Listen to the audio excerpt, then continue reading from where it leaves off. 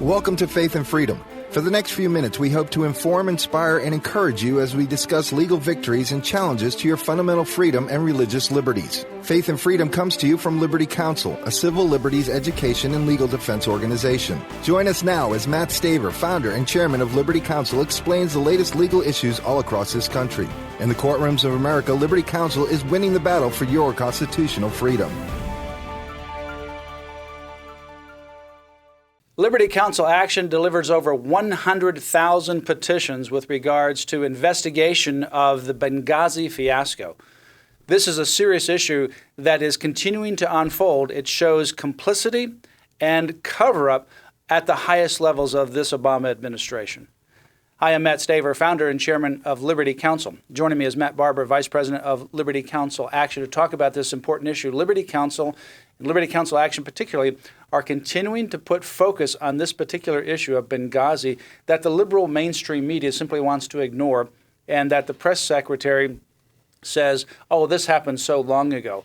You know, it happened less than a year ago, and we still haven't gotten all the answers, but the more information we receive, the more startling the information and the questions and the concerns, I think, actually become. Yeah, the other day there was even one Democratic congresswoman that said, unbelievably, what's the big deal with all of this? And that's the attitude, you know, in keeping and with Hillary Clinton, and when she was testifying before the committee on this, on the hearings and on the cover-up, and I forget her exact words, but she essentially said the same thing. You know, what difference would it have made, or what difference does it make? She said it just shows this cavalier attitude toward the slaughter of 4 American citizens doing their duty. But what's more concerning, and as is coming up throughout these hearings, is that is exactly what we're talking about here: a gross cover-up. It's not even close. It's beyond obvious. Yet the mainstream media dutifully is sweeping all of this under the rug because it hurts their party and their re-election chances for one thing, a Hillary Clinton 2016 campaign.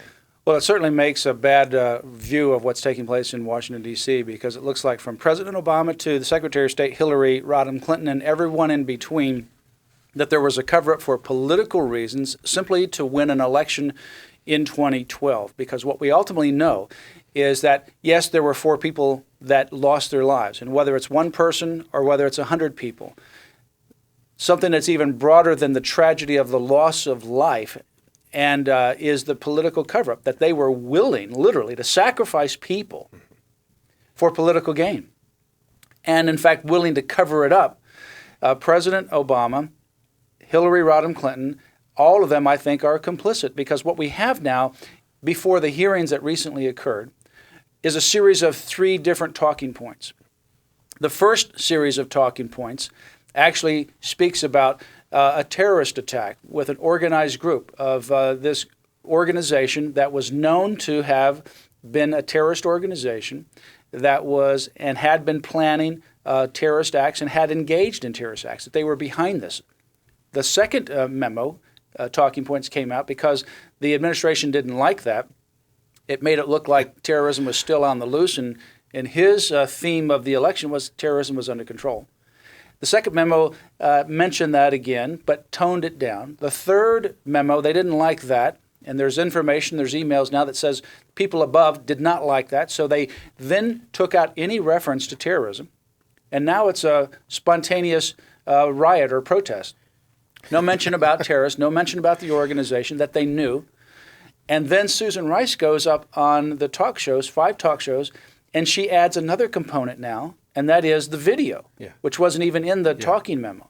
But by the time the talking memo got to her, no mention of terrorism, nothing, and now she adds the video as the cause of this. Shocking developments. It really shows that they were trying to tamp down the message and move away from the idea that a terrorist attack actually occurred. It's smoking gun evidence. There were I think they said, to finalize 12 revisions, where the first revision, which actually had the truth in it, the 12th revision was unrecognizable. It couldn't be further from the truth. What do we call that? When you intentionally change the truth and completely misrepresent the truth in order to present a different face, a different political face on a tragic situation like this, we call that a lie. It was a bald-faced lie. This president, Hillary Clinton, lied intentionally to the American people. This is Watergate on steroids, because during the Watergate scandal, what was it about? It was a cover-up. It was a cover-up but four for people political didn't die. purposes. And Richard Nixon at least had the character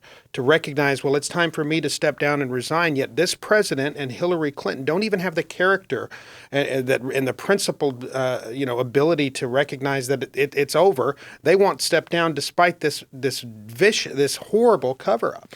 And it's a cover-up solely for politics, just like Watergate was an attempt. This is worse than Watergate. This is worse than Watergate because this is national security. Watergate was only about politics. This has politics, but it includes national security and the loss of lives. People that would rely upon our military to save them and help them. When it was time to call them in, they were told to stand down. The military was ready. This is what they trained for. They were ready to deploy. And as they were about ready to deploy, they were told, stand down. There is no authorization for you to go. They were mad because they weren't able to go in and save and help their own colleagues. And one of the people who is the top security individual for that area of the country was asked during the hearings before Congress, did Susan Rice even contact you before she went on these 5 talk shows? And he said no. And when he heard her message on those Sunday talk shows, he was shocked at how the message had progressed and how it was so far from the truth. Yeah, you start with a layer of incompetence as to how it was first handled, and add a nice little layer of dereliction of duty, and then in order to cover all that up, you add a layer of cover-up, and then bald-faced lies on top of that. That pretty much encapsulates this Obama administration. Dereliction of duty, incompetence, and lies. That's what we're getting out of this. And Benghazi, this Benghazi cover-up hearings right now, bipartisan hearings, I think represent a microcosm of this larger administration and its utter failure, and President Obama's utter failure as a president. Well, Liberty Counsel Action, a sister organization to Liberty Counsel, sent 102,453 signatures that we delivered to Congress calling for a complete bipartisan congressional investigation into the Libya massacre and the cover-up crafted by the Obama administration. You can actually go to libertycounsel.com, libertycounsel.com, COUNSEL. And there on that website, you can find this and other petitions, and you can sign them and send them to your friends. Put them on your Facebook.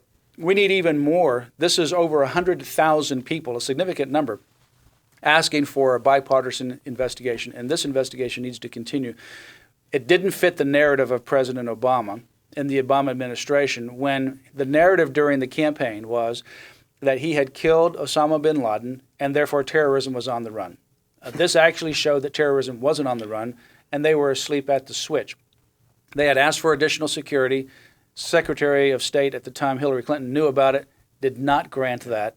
They knew it was a problem. They knew it was a hot spot. They knew the terrorist organization. It was 9/11. And they did nothing, and then they covered it up when it happened, and President Obama slipped off to a fundraising event. Well, Matt, Mike Huckabee, Dick Morris, a number of other people are coming out and saying that this is going to be Obama's undoing. Mike Huckabee points out it can be his undoing if there are conservatives in both the Senate and Congress after the 2014 elections, that we could see it be his undoing in terms of impeachment. I'm not so sure. I think this president is not going to leave that Oval Office unless he does so. He's dragged away kicking and screaming. He has no shame. They will not be shamed. So they're not going to. There's no way that no matter how much evidence comes forward that Hillary Clinton or this president will resign. There's too much on the line politically. Richard Nixon had at least the amount of character to step down. This president, Hillary Clinton, will not. No, I don't think so. And the only way you're going to do that is if in 2014 you have a change in the Senate. Yeah. Otherwise, it's just going to be pure politics, partisan. I turned on CNN after the hearings, and Candy Crowley was basically saying, oh, this is just a partisan issue and no big deal. But then when you actually listen to the testimony and the people that were testifying said what they did, it's shocking what has happened. This is a cover-up of the highest magnitude. People's lives were lost. Our national security was put in jeopardy. Why? because of an election of 2012, something that Mitt Romney should have seized on, but he didn't. He said nothing about this. He should have. But in retrospect, and certainly going forward, we need to get to the bottom of this, and every person, including the president, needs to be held accountable. Go to libertycouncil.com to sign this petition on Benghazi. Send it out to your friends. Put it on your Facebook. You can also go to our website, lc.org, to ask for more information, the Liberty Alert email, and also support Liberty Counsel with your regular financial contributions. That's at lc.org. You have been listening to Faith and Freedom with Liberty Counsel. We hope that we have motivated you to stand up for your faith, family, and freedom. We can accomplish a lot when we work together. Get informed and get involved today. Sign up for our free monthly newsletter, The Liberator. We will send it out to you free of charge. Stay informed with our Liberty Alert email updates. Just click on the website at www.lc.org or call us at 1-800-671-1776. Tune in next time to learn more about your rights right here on Faith and Freedom.